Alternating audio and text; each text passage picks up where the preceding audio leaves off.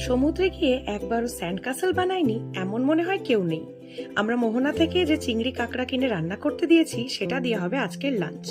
তার আগে স্নান করব ভেবে যেই বিচে এলাম, দেখো বিচের অবস্থা, পুরো সুইমিং পুল লাগছে। তাই প্ল্যান চেঞ্জ, আগে লাঞ্চ পরে স্নান। এই ব্রেসলেটটা সিকিম থেকে এনেছিলাম। I love wearing bracelet. দুটো শেড মিক্স করে লিপ কালার পরলাম। একটু বলো তো কেমন লাগছে? বিচে সানগ্লাসেস কিন্তু must, and I am ready with this outfit. লাঞ্চের মেনু সিম্পল, কাঁকড়ার ঝাল, চিংড়ির মালাইকারি। যা স্বাদ রান্না হয়েছিল কি বলবো। সঙ্গে ছিল ডাল, দুরকম সবজি, চাটনি, পাঁপড় ভাজা। সবাই মিলে তৃপ্তি করে খেলাম। রান্নার খরচ প্রতি কেজি মাছ 200 টাকা নিয়েছিল। কাঁকড়া চিংড়ি দুটোরই সাইজ যথেষ্ট ভালো ছিল। বিচে জল সরে গেছে আর পুরো বিচ জুড়ে এই ছোট ছোট কাঁকড়া ঘুরে বেড়াচ্ছে। আমার ছেলে একটু ধরার চেষ্টাও করলো। তারপর সবাই মিলে পাঁপড় ভাজা খেলাম। আজ দীঘায় আমাদের শেষ দিন, তাই একটু রিলসও বানালাম, বিচ ভাইব এনজয় করলাম। আর দেখো এরা জলে নেমেও গেছে।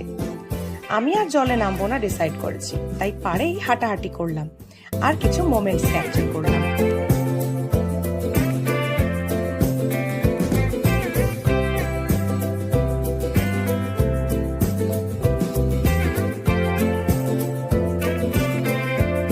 এরপর একটা সফটির ভ্যান দেখে সফটি নিলাম। ছোটবেলায় কত খেয়েছি, এখন তো আমাদের এখানে সেভাবে দেখাই যায় না। তোমাদের ওখানে কি পাওয়া যায় জানিও তো। আর তোমাদের কার কার আমার মতো সফটি খেতে মজা লাগে কমেন্ট করো। এই তিনজনের স্নান আর শেষই হচ্ছে না, কিছুতেই জল থেকে ওঠে না। অবশ্য একবার সমুদ্রে নামলে কি অত সহজে উঠতে ইচ্ছে করে?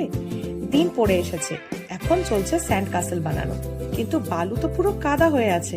যাই হোক, তাই দিয়ে টেকনিক করে এরা কিছু একটা বানিয়ে ফেলেছে। একটা মরা স্টারফিশ দিয়ে ডেকোরেটও করে দিয়েছে। আর দেখো এদের অবস্থা, পুরো কাদা মাখা। এরপর আমরা একটু বিচ মার্কেট এক্সপ্লোর করে হোটেলে ফিরে এলাম। কাল সকালে কলকাতার বাস। দীঘার এপিসোড এই পর্যন্তই ছিল।